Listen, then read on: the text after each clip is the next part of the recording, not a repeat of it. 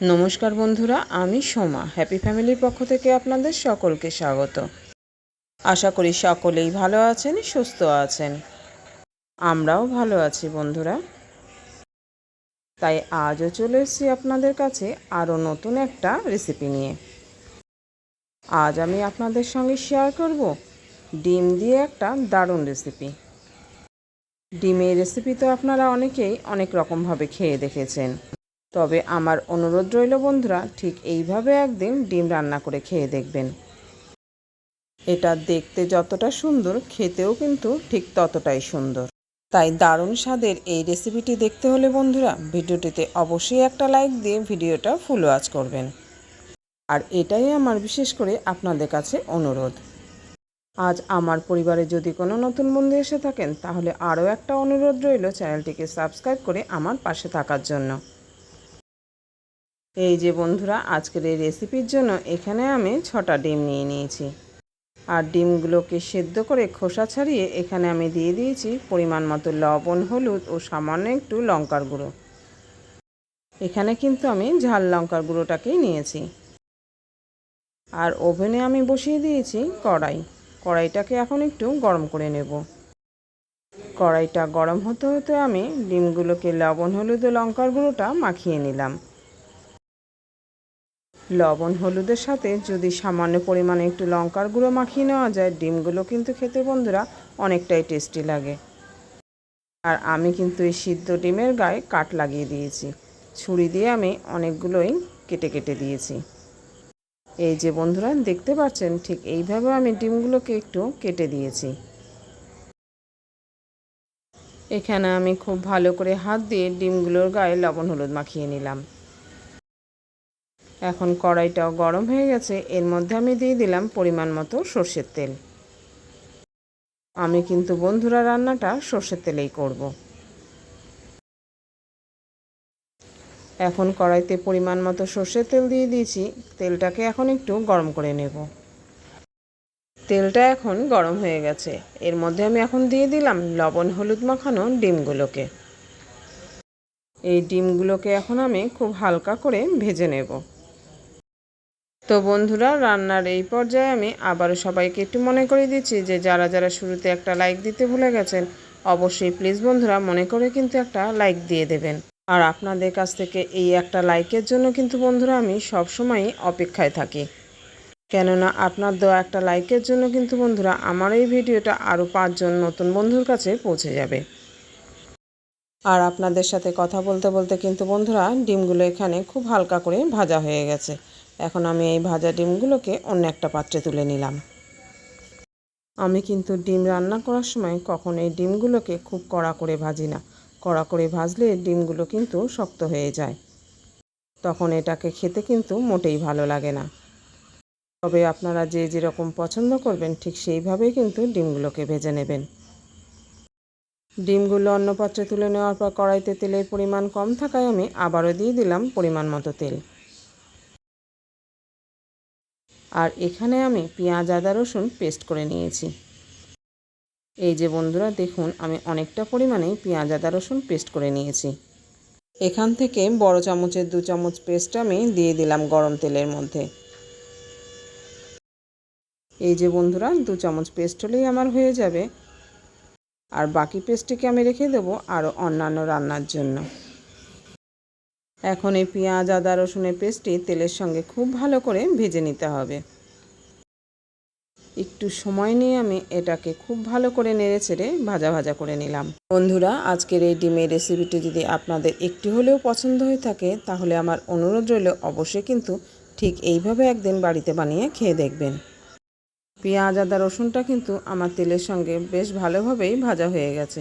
এই সময় আমি দিয়ে দিলাম পাকা একটা টমেটো কুচি। মাঝারি সাইজের একটা পাকা টমেটোকে আমি খুব ছোট ছোট টুকরো করে কেটে নিয়েছি। এখন টমেটোটা নরম হওয়া পর্যন্ত এটাকে একটু নেড়েচেড়ে নিলাম। মিনিট 2-3 নাড়াচাড়ার পর টমেটোটা অনেকটাই নরম হয়ে গেছে। এখন আমি দিয়ে দেবো গুঁড়ো মশলাগুলোকে। এখানে আমার মশলা ছোট চামচের 1 চামচ করে ধনের গুঁড়ো, জিরের গুঁড়ো ও কাশ্মীরি লঙ্কার গুঁড়ো রয়েছে। আর রয়েছে পরিমাণ মতো ঝাল লঙ্কার গুঁড়ো ও হলুদ। এখন সবগুলোকে ভালো করে একসঙ্গে নেড়েচেড়ে নিলাম। তবে খুব বেশি সময় ধরে কিন্তু এটাকে নাড়াচাড়া করা যাবে না, তাহলে মশলাগুলো পুড়ে যেতে পারে। তাই একটুখানি নেড়েচেড়ে দিয়ে আমি দিয়ে দিলাম পরিমাণ মতো জল। এই যে বন্ধুরা 10 থেকে 12 সেকেন্ড নেড়েচেড়ে নিলাম, এরপরেই আমি দিয়ে দেবো পরিমাণ মতো জল। আমি এখানে মশলার বাটিটা দিয়ে সামান্য পরিমাণে জল দিয়ে দিলাম। এখন জল দিয়ে আবারও এটাকে একটু নেড়েচেড়ে নিতে হবে। জল দিয়ে আমি এটাকে আবারও একটু কষিয়ে নিলাম। এখানে মশলাটা কষাতে কষাতে আমি নিয়ে নিয়েছি বড় চামচের 1 চামচ টক দই। এখন এই দইটাকেও খুব ভালো করে ফেটিয়ে নিতে হবে। আর এদিকে মশলাটাও কষানো হয়ে গেছে, দেখুন মশলার গা থেকে কিন্তু তেল ছেড়ে দিয়েছে। ঠিক এই সময় আমি ফেটানো টক দইটাকে দিয়ে দিলাম। টক দই দিয়ে আবারও এটাকে ভালো করে নেড়েচেড়ে কষিয়ে নিলাম। আর এই মশলা কষানোটা কিন্তু বন্ধুরা একটু সময় নিয়েই ধৈর্য সহকারে কষিয়ে নিতে হবে। যে কোনো রেসিপিতে মশলাটা যদি ভালো করে কষানো না হয় তাহলে কিন্তু সেই রেসিপির টেস্ট ওঠে না। এই যে বন্ধুরা দেখতেই পাচ্ছেন আমার কিন্তু মশলাটা খুব ভালো করে কষানো হয়ে গেছে। এখন আমি এর মধ্যে দিয়ে দিলাম দইয়ের বাটিটা ধুয়ে আবারও সামান্য পরিমাণে জল। জল দিয়ে আবারও এটাকে ভালো করে নেড়েচেড়ে দিলাম। আমি কিন্তু আজকের ডিমের রেসিপিটা খুব সাধারণভাবেই ঘরে থাকা উপকরণ দিয়েই করেছি, আর তাতেই কিন্তু এটা দারুণ হয়েছিল খেতে। এখন আমি দিয়ে দিলাম পরিমাণ মতো জল। এখানে আমি পরিমাণ মতো উষ্ণ গরম জল ব্যবহার করেছি। আমি কিন্তু আমার রান্নায় প্রতিদিনই উষ্ণ গরম জল ব্যবহার করে থাকি। আপনারা তরকারিতে যে যেরকম গ্রেভি রাখবেন সেইভাবেই কিন্তু জলের ব্যবহার করবেন। আমি এখানে পরিমাণ মতো জল দিয়ে দিয়েছি, এবার দিয়ে দিলাম পরিমাণ মতো লবণ। এবার কড়াইটাকে ঢাকা দিয়ে আমি ভালো করে এটাকে ফুটিয়ে নেব। ফিরে এলাম 5-7 মিনিট পর। 5-7 মিনিটে এটা খুব ভালো করে ফুটে গেছে। আর এখানে দেখুন বন্ধুরা, এখানে আমি 4টে কাজু আর একটা গাছ পাকা লঙ্কাকে পেস্ট করে রেখেছিলাম। আর এটাকে তো কষানোর সময় দিতে ভুলেই গেছি। তো 5-7 মিনিট পর আমি কড়াইয়ের ঢাকাটা খুলে নিয়েছি। এখন কিন্তু এটা খুব ভালো করে ফুটে গেছে। এখন আমি এর মধ্যে দিয়ে দিলাম ভেজে রাখা এই ডিমগুলোকে। আর ডিমগুলো দিয়ে এটাকে আবারও ভালো করে একটু নাড়িয়ে চাড়িয়ে নিলাম। এটাকে কিন্তু আমি বেশ কিছুটা সময় ধরে আবারও ফুটিয়ে নেব। আর এই যে ভুলে যাওয়া কাজুর পেস্টটিকে এখন আমি দিয়ে দিলাম এর মধ্যে। আর যেহেতু আমি তরকারিটাকে এখন আবার একটু ভালো করে ফুটিয়ে নেব, তাই এখন দিলে এটাকে আর অসুবিধা হবে না। কাজুর পেস্টটি দিয়ে আমি এটাকে আবার একটু ভালো করে নেড়েচেড়ে দিলাম। আর কড়াইটাকে ঢাকা দিয়ে আবারও আমি 10 মিনিট ফুটিয়ে নেব। এই যে বন্ধুরা কড়াইটা কিন্তু আমি ঢাকা দিয়ে দিয়েছি। ফিরে এলাম ঠিক 10 মিনিট পর।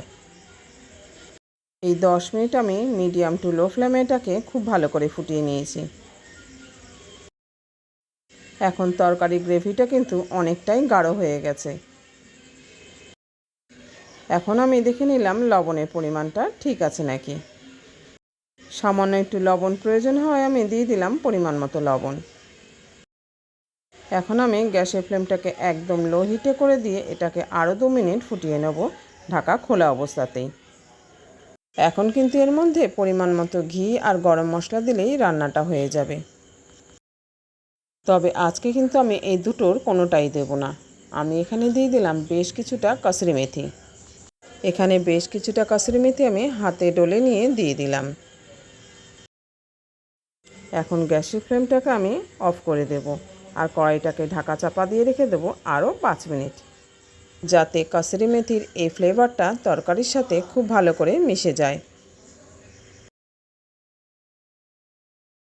তো দেখতেই পেলেন বন্ধুরা, আমি কিন্তু গ্যাস ওভেনটা অফ করে দিয়েছি। এখন কড়াইটাকে ঢাকা দিয়ে রেখে দেবো আমি 5 মিনিটের জন্য। ফিরে এলাম 5 মিনিট পর। 5 মিনিট পর আমি কড়াইয়ের ঢাকাটা খুলে নিলাম। দেখুন বন্ধুরা কতটা সুন্দর লাগছে এটাকে দেখতে। ঢাকা খুলে এটাকে আমি খুন্তি দিয়ে আবার একটু ভালো করে নেড়েচেড়ে কসুরি মেথির পাতাগুলোকে ভালো করে ঝোলের সাথে মিশিয়ে নিলাম। তো বন্ধুরা, এই সুন্দর ডিমের রেসিপিটা আপনারা কি দিয়ে খাবেন সেটা কিন্তু আপনারাই ঠিক করে নেবেন। আমি কিন্তু দুপুরে গরম ভাতের সঙ্গে এটাকে খেয়েছি। আর এটা খেতে এতটাই সুন্দর হয়েছিল যে দ্বিতীয় কোনো ডিশের প্রয়োজন হয়নি। এবার আমি এটাকে তুলে নিলাম সার্ভিং বলে। তাহলে বন্ধুরা, আজকে ডিমের রেসিপিটা কীরকম লাগলো জানাতে কিন্তু ভুলবেন না। যদি ভালো লেগে থাকে লাইক, শেয়ার ও কমেন্ট করবেন। আর নতুন বন্ধু এসে থাকলে চ্যানেলটিকে সাবস্ক্রাইব করে অবশ্যই আমার পাশে থাকবেন। আর হ্যাঁ বন্ধুরা, চ্যানেলটি সাবস্ক্রাইব করার সময় পাশে থাকা বেল বাটনের অল অপশানটা কিন্তু সিলেক্ট করে রাখবেন। তাহলে যখনই কোনো আমি নতুন ভিডিও আপলোড করব সঙ্গে সঙ্গে তার নোটিফিকেশান আপনি পেয়ে যাবেন। আর আপনি আপনার সময় মতো সেটাকে দেখে নিতে পারবেন।